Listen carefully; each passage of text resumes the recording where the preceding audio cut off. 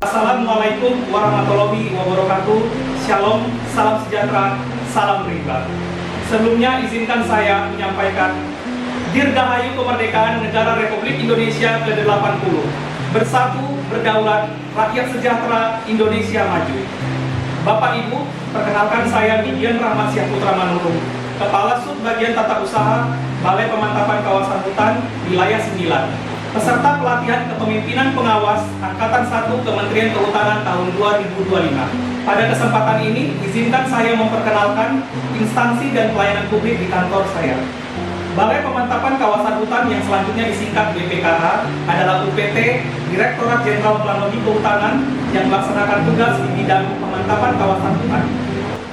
BPKH Wilayah 9 ditetapkan berdasarkan Peraturan Menteri Kehutanan Nomor 3 Tahun 2025 tentang organisasi dan tata kerja balai dengan tugas melaksanakan pengukuhan kawasan hutan, penyiapan bahan perencanaan kehutanan wilayah, penyiapan data perubahan fungsi dan peruntukan kawasan hutan, dan pengelolaan data dan informasi sumber daya hutan. Struktur organisasi BPKH terdiri atas Subbagian Tata Usaha, Seksi Pengukuhan dan Perencanaan Kawasan Hutan, Seksi Sumber Daya Hutan, dan Kelompok Jabatan Fungsional.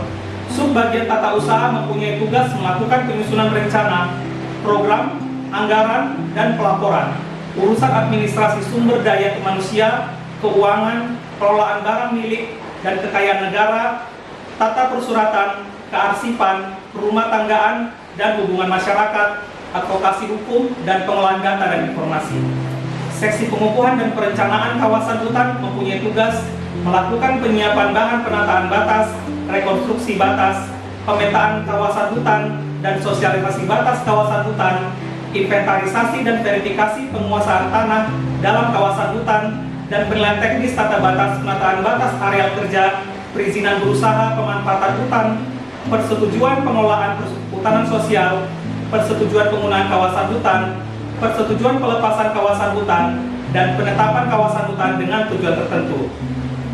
Seksi Sumber Daya Hutan mempunyai tugas melakukan penyiapan bahan monitoring, evaluasi dan penilaian penggunaan kawasan hutan, inventarisasi hutan skala nasional di wilayah, pengumpulan, pengolahan, penyajian data dan informasi sumber daya hutan di bidang planologi kehutanan, penyebarluasan informasi geospasial kehutanan, penyiapan dan penyajian data dan informasi perencanaan kehutanan, pengukuhan kawasan hutan, penatagunaan kawasan hutan, wilayah pengelolaan hutan, pemanfaatan hutan, dan penggunaan kawasan hutan.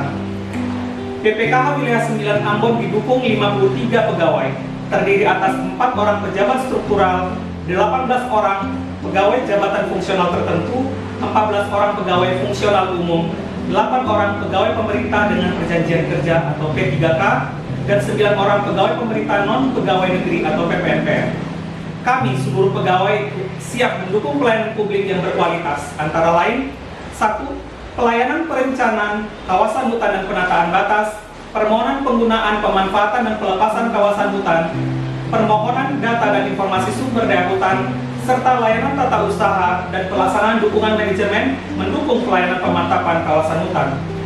Seluruh layanan tersebut dicapai dengan standar pelayanan yang memenuhi aspek kesederhanaan, partisipatif, akuntabel, berkelanjutan, transparansi, keadilan, responsif terhadap seluruh stakeholder, baik internal maupun eksternal seperti pemerintah pusat dan daerah, UPT lingkup Kemenhub, lembaga masyarakat, dan seluruh lapisan masyarakat.